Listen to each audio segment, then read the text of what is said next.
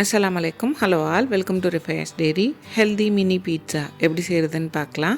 வீட்டில் குட்டி பசங்களுக்கு ஹெல்த்தியாக கொடுக்கணும், ஏதாவது டிஃப்ரெண்ட்டாக கொடுக்கணுன்னா இதை நீங்கள் கண்டிப்பாக ட்ரை பண்ணலாம். நீங்கள் வீட்டில் இஃப்தார் பார்ட்டிஸ் வைக்கிறீங்க, இல்லை வீட்டில் இருக்க குட்டி பசங்க ஃபஸ்ட் டைம் ஃபாஸ்டிங் இருக்காங்கன்னா உங்களை என்கரேஜ் பண்ணுறதுக்கு இந்த மாதிரி நீங்கள் செஞ்சு தரலாம். இது ரொம்ப ஹெல்த்தியான ரெசிபி. இது செய்கிறதுக்கு நான் 1 கப் பாசிப்பருப்பு 3-4 தடவை நல்லா கழுவிட்டு 2 மணி நேரம் ஊற வச்சு எடுத்திருக்கேன். இதில் இருக்க தண்ணி எல்லாத்தையும் வடிகட்டிட்டு ஒரு மிக்சர் ஜாரில் சேர்த்துக்கலாம்.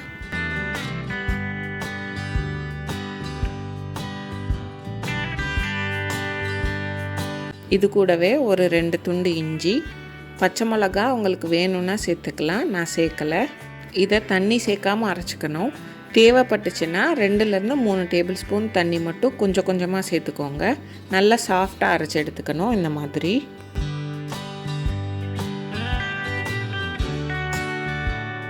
நம்ம அரைச்சிருக்க பாசிப்பருப்பு பேட்டரை இன்னொரு பவுலுக்கு மாற்றிக்கலாம்.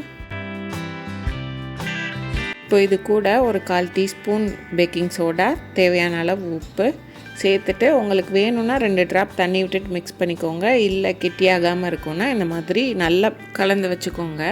இட்லி மாவுலேருந்து இன்னும் கொஞ்சம் கெட்டியாக இருக்கணும், அதுதான் கன்சிஸ்டன்சி. தண்ணி சேர்த்துட்டிங்கன்னா கரெக்டாக வராது. இப்போ இது ஒரு சைடில் டிஸ்டர்ப் பண்ணாமல் வச்சுட்டு பீட்சாக்கு தேவையான ஃபில்லிங் ரெடி பண்ணிடலாம். ஒரு பவுலில் ஸ்வீட் கார்ன் நான் எல்லாமே 1/4 கப்லேருந்து கொஞ்சம் ஜாஸ்தியாக மெஷர் பண்ணியிருக்கேன். குடமிளகா, கொஞ்சமாக பன்னீர் எடுத்து அதை சின்ன சின்னதாக கட் பண்ணி அதில் உப்பு மட்டும் போட்டு பட்டரில் சாட்டே பண்ணி வச்சுருக்கேன். உங்களுக்கு இப்படி சேர்க்க வேணான்னா பன்னீரை டைரெக்டாக அப்படியே சேர்த்துக்கலாம். கொஞ்சமாக வெங்காயம், இது கூடவே நான் 1 டேபிள் ஸ்பூன் பிஸா சாஸ் சேர்த்துருக்கேன். இது கூடவே இந்த வெஜிடபிள்ஸ்க்கு தேவையான அளவு உப்பு கொஞ்சமாக சேர்த்துக்கோங்க. இப்போ இதெல்லாம் இது கூட பைண்ட் ஆகிற மாதிரி நல்லா மிக்ஸ் பண்ணிக்கலாம். பீஸா சாஸ் நான் வீட்டிலையே பண்ணது, அதுக்கான ரெசிபி நெக்ஸ்ட் வீடியோவில் அப்லோட் பண்ணுறேன் இன்ஷால்லா.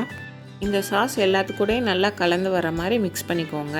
உங்களுக்கு பன்னீரை பட்டரில் சாட்டே பண்ணி போடுறதுக்கு இஷ்டம் இல்லைன்னா நீங்கள் நார்மலாக ரா பன்னீரையே எடுத்து இது கூட உதுத்து விட்டு சேர்த்துக்கலாம். அதோட டேஸ்ட்டும் இன்னும் நல்லாயிருக்கும். இந்த பீட்சா செய்கிறதுக்கு தேவையான அளவு சீஸ் எடுத்திருக்கேன். உங்களுக்கு ஸ்ப்ரெட் பண்ணது கிடைக்கலன்னா நீங்களே வீட்டில் அந்த துருவல் வச்சு துருவி எடுத்துக்கலாம்.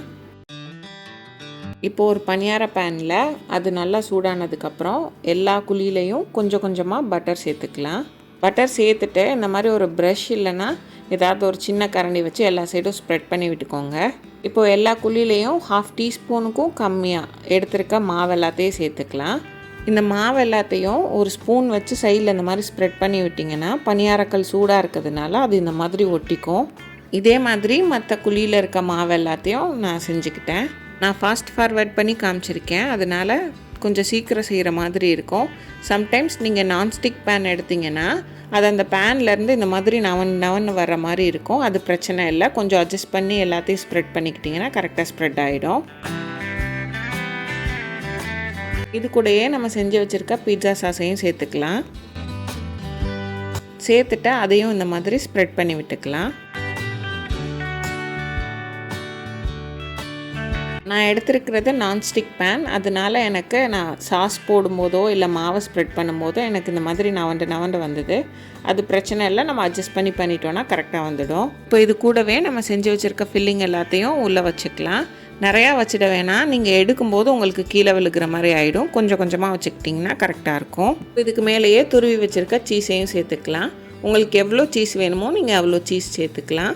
சீஸ் சேர்த்துட்டு இதில் உங்களுக்கு மேலே என்ன டாப்பிங்ஸ் வேணுமோ நீங்கள் அதை சேர்த்துக்கலாம். சில்லி ஃப்ளேக்ஸ், அரிகானோ, இட்டாலியன் சீசனிங் எது வேணுமோ சேர்த்துக்கலாம்.